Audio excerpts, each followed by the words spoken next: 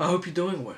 In this video we'll talk about busybodies, people who meddle in others' business. In 1 Timothy chapter 5, verse 13 we read, I hope you're doing well. In this video I'd like to talk a little bit about busybodies, those who meddle in others' business. In 1 Timothy chapter 5 and verse 13 we read, besides that they learn to be idlers, but also gossips and busybodies. Not only the fact that they're lazy, but that they gossip, that they're busybodies. He says, saying that which they should not. Saying things that they shouldn't. In 1 Peter chapter 4, again, 1 Peter chapter 4 and verse 15, we read this, but let none of you suffer as a murderer, or as a thief, or as an evildoer, or as a meddler, or as a busybody. It's just not the Christian way.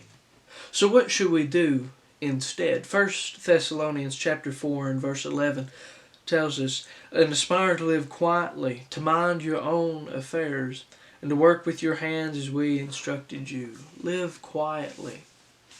Work with your own hands. Mind your own business, just as we have instructed you. So being a busybody, being one who meddles, being one who's just incredibly nosy, whatever it may be, it's just not the Christian way.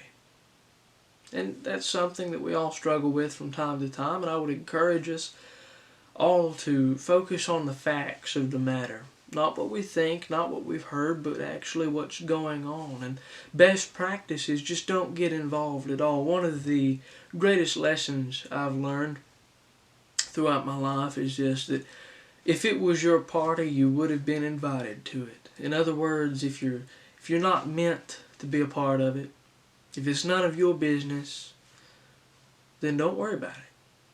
But if you were intended, if you were meant to be included in something, somebody would have told you.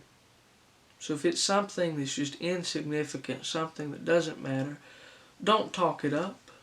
Don't whisper about it. Don't talk behind somebody's back about it. It's just not the way that we should do. Again, 1 Thessalonians chapter 4 would tell us to live quietly. Keep your head down. Do your work as best you can. And let others live however they're going to. Before I end this video, I'd like to offer a solution. I understand that sometimes we like drama. We like something that we can talk about and whisper about sometimes, and that's a problem. But what do we do to fix that? Now, I'd encourage you to ask before you say something or before you go out and spread something. Number one, is it beneficial? Is it beneficial?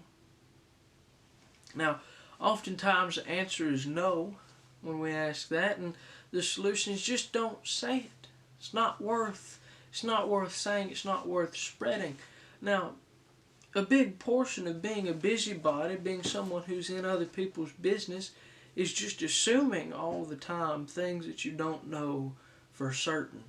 And oftentimes I find that what you assume is much worse than actually what's going on. So number one, ask yourself, is it helpful? Is it beneficial, what I'm saying or what I'm talking about? Number two, is it true?